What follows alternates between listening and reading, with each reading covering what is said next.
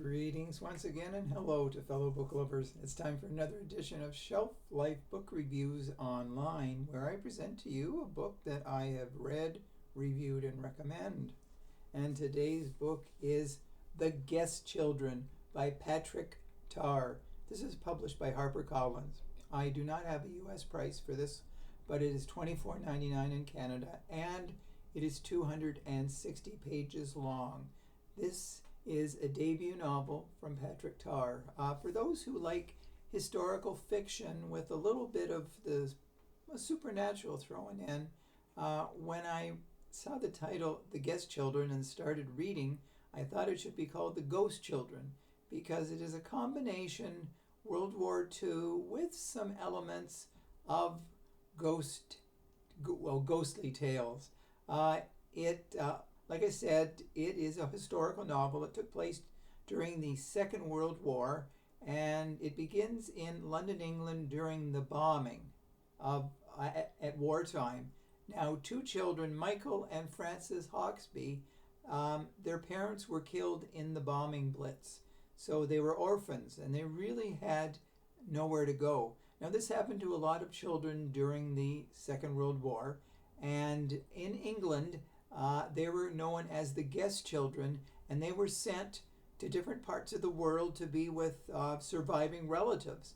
So these two children, Francis and Michael, were sent to rural Ontario to be with their aunt and uncle, who they really had never met before.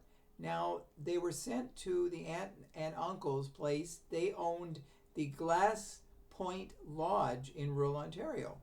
And the children, did they really fit in? Or what really happened to them? So this is where the mystery begins. Because a man by the name of Randall Sturgess, he was in the Second World War in Canada, and he wanted to do more for the war effort. But he was looking after his brother Edward, who was challenged at times.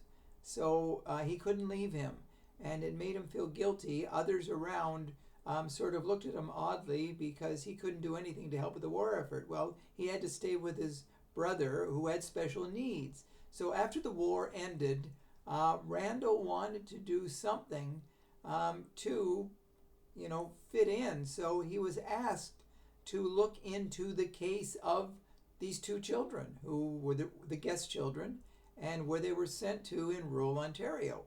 So he decides to head there to this remote community, and as he gets there, he finds it just doesn't seem right.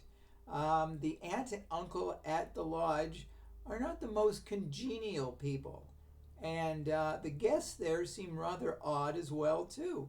Now, no one really has heard from the two children since they were sent to Canada, so he investigates, and he really doesn't know where they are. But as he stays longer in that area at the Glass Point Lodge, he starts seeing images, ghostly images of people on the water.